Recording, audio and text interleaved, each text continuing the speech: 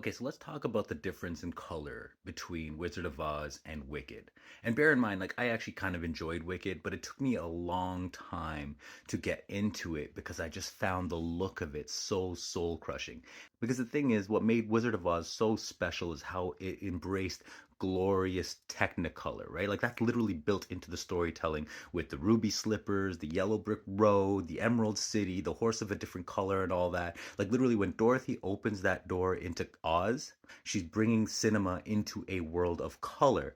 And so to see Wicked so washed out, so desaturated, all the colors faded, it was really hard to take. It was really hard to get into the movie. And I asked John Chu about this in an interview, and his explanation was one where he said he was trying to go for a different look, something more realistic, something more natural. You could see some of that response here. The full response is in the Globe and Mail. Go check out the article. And look, I root for John Chu. I'm a huge Step Up fan. I mean, this is not a guy who doesn't know how to do musicals and dance sequences. Just look up Step Up 2, Step Up 3D, Step Up 3D, where he honors kind of hip hop street dance by giving it the classic golden era Fred Astaire, Ginger Rogers treatment.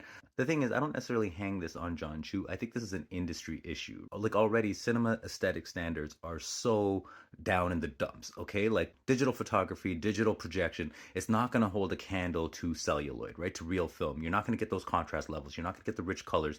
But even by today's standard, like, Wicked kind of fails to meet the mark. And part of the problem is that they're trying to blend their photography with all that CGI, and I feel like that's also what's dragging this down. In his response, he suggested that maybe there's going to be more contrast added as the movie goes along, as we get to part two. So I'm clinging to that because I root for John too.